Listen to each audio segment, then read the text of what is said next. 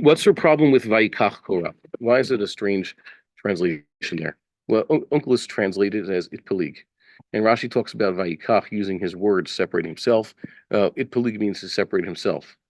But what's the problem, or what's missing from what Rashi is telling us? Why do people have a trouble with that word there? Vayikach Korach ben Yitzar ben Gath ben Levi Dasan Aviram. Ah, yeah, Yoni wrote it. Transitive with no object. Come on, I was going to say that. Okay.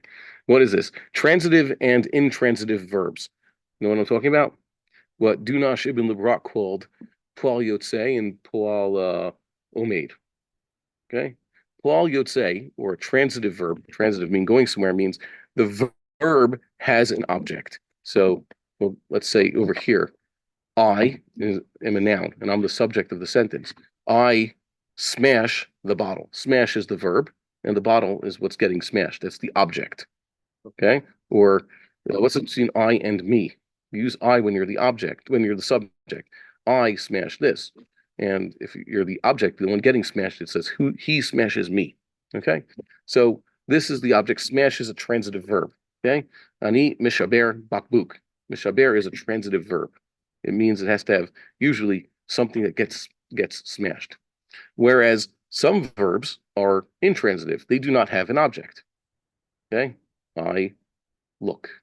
But sometimes I look at something. Maybe you could call that an object. Sometimes I just stand. I stand. I stand alone. There's no object there. So standing is an intransitive verb, and that's a pual omeid. See, stand. That doesn't have an object. When you say Vayikach someone throughout the Bible, there's usually an object. What did he take? Vayikach Avram Tzarayish To. But here, when it talks about Korach and Dasan Aviram and On ben Pelp and Ruvain, there is no object in that sentence. I think it's the only time I could check the concordance again, but I'm not quite sure that there is such an instance in the Torah where you have this verb, Vayikach, a transitive verb, without an object. That's where the difficulty lies. And that's why subconsciously people realize there's something missing. So Rashi talks about, yeah, it means to convince or persuade. Normally, you talk someone into something. Rashi says a lot of times, it says, Vayikach Moshe Daron. Moses took Aaron. Okay? Abraham took his wife.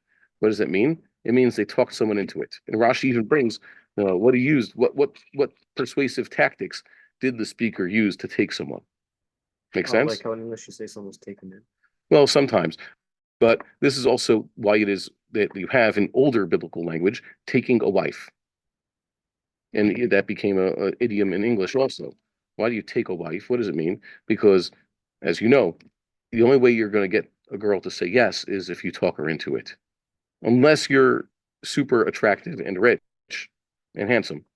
But I repeat myself. Unless you're someone like that, you're going to have to put in a little effort to, actually get over the finish line, right?